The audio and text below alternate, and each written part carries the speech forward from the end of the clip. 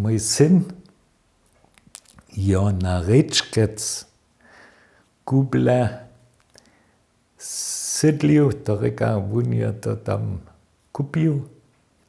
To su prede Rečkec byli, tu Rečkec nan by Braška radvoju, rabes jen jara znate sarski Braška. A ta svojba je pa so rozpušťiła tam nichtu nic.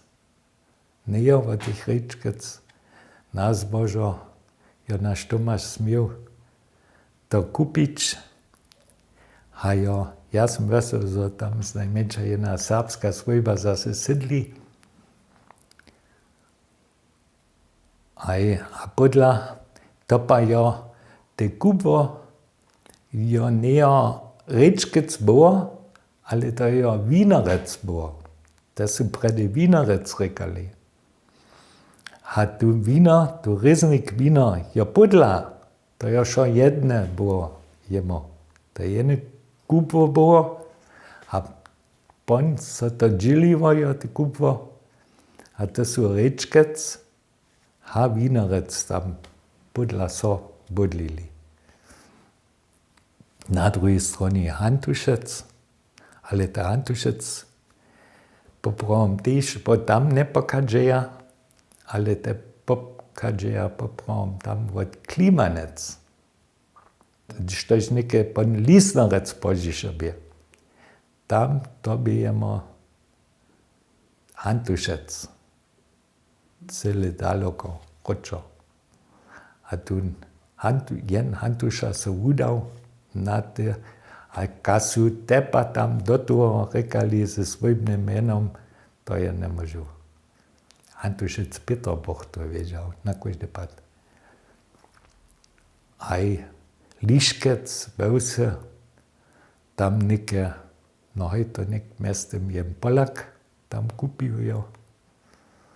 To neke tam jen Polak budli, v tem jenem džilu, a v tem tamom džilu jo jedna Mlorec, Paškec, jena Paškec tam budli. Aj, pon štaš jen havak, pon na každý pad Kralec, also požišo pan Handrikec, Kralec je na ulka Korčma, ulka svojba. Napšečo sú te Kralec? Aj, ale to sú te stare Kralec. Tun král, když napšečo jo, tun so jo do radvoja dał. Tun popravom zes konec pokača. Tun zes tym niče činčima. To on je na celé druja svojba. Kralec je Pfarrerkrál, na przykład. Znate sarski Pfarrer. I pokača tam po tych Kralec, a tam so je tu Handrikan. Nuc ženił, a przez to je to nek Handrikec.